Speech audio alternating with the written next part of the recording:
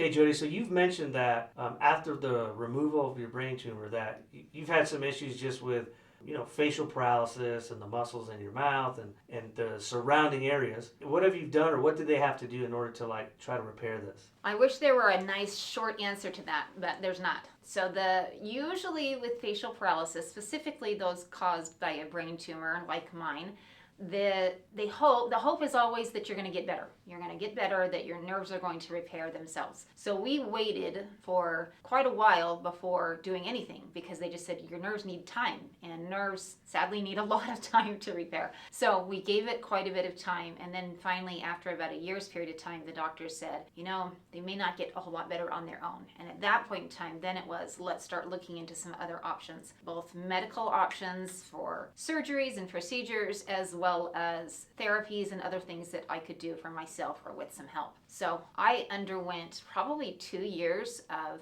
facial therapy with a facial therapist. Did you know there was such a thing as a facial therapist?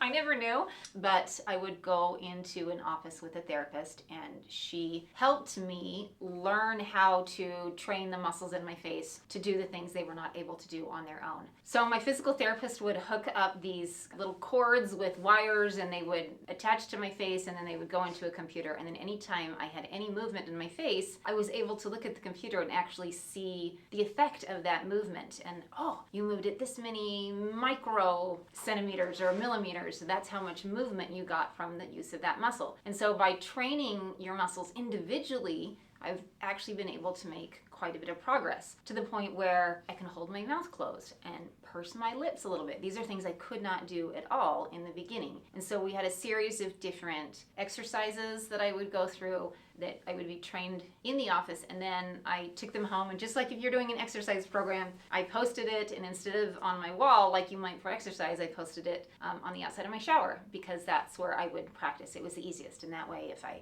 had problems, if I drooled, whatever, it didn't matter because I was in the shower. And so I've practiced those things, everything from baring your teeth to different kinds of smiles and grins and grimaces, to puckering up like you're gonna give a kiss, to holding my mouth in an O shape, all of these different things that most of us don't think about on a daily basis, but when you're not able to do, you need to have control of each of these different movements to really be able to have your mouth and your face function well. And turns out there's 49 muscles on each side of your face. 49! And it takes all of them to make everything work, but if you can even get a few of the muscles to take the place of the others and to cross-train, so to speak, which is what we were trying to do with the facial therapy, then you're able to have some progress. But sadly, that only got me so far. And so when we realized I still had several areas that I was having to compensate for, we knew that we needed to take some additional steps. And so I started looking into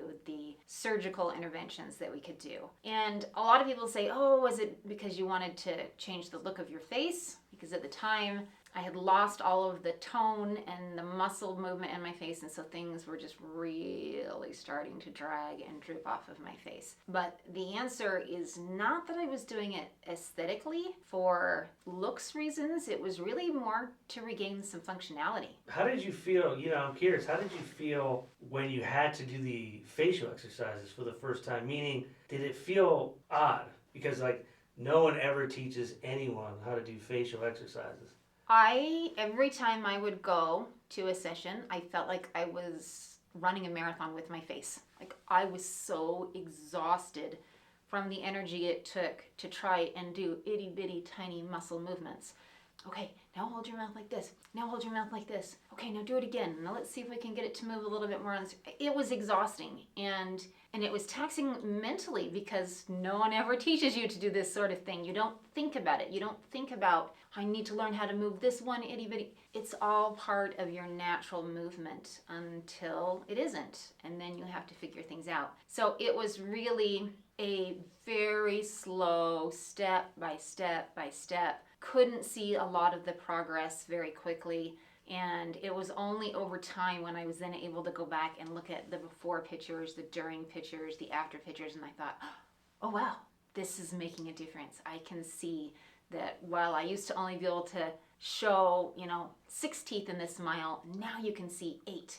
or almost 10, on each side. And so to be able to see that change was great, to be able to track my progress and to realize it was making a difference. During that process, Yeah. I have to ask you this. Without seeing, because you mentioned you were doing progress pictures, basically, right? Without seeing progress pictures every day, how did you keep yourself motivated to keep doing it? I got to be totally honest, and I didn't keep myself motivated every day. I kept the therapy chart and the exercise chart up on my mirror and up on my shower, but there are plenty of days that I didn't do it because it was a long routine. It's like being at the start of any exercise program, and you kind of have to give yourself things that you love to do or find some way of getting yourself motivated to exercise if you're actually going to do it.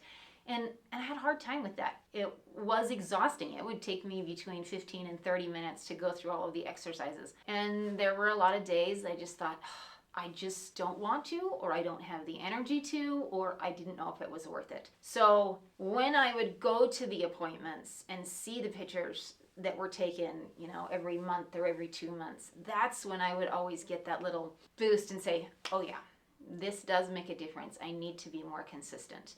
And probably like anything, I would be very excited for a while and I'd go home and be really dedicated. And then as time would wear on, and the newness would wear off, I sometimes became less dedicated. What I have since found is that what's better for me, rather than setting just a goal to achieve, is if I have a system, if I have some way of actually knowing how I'm going to do it. So rather than just having the goal of, exercising my face better, if I have a system, if I know how and when and the circumstances under which I'm going to do it. So every morning when I hop in the shower, I'm going to spend X number of minutes and at least do this minimum because I'm going to be in the shower for that long, and I can do those exercises, at least the minimum exercises with the minimum shower time. So that is what I found over time helped me to be more successful, was to set some systems for myself. But the reality was I still got to a point where I hit a plateau, and realistically we didn't know if I was going to make enough progress, and that's when we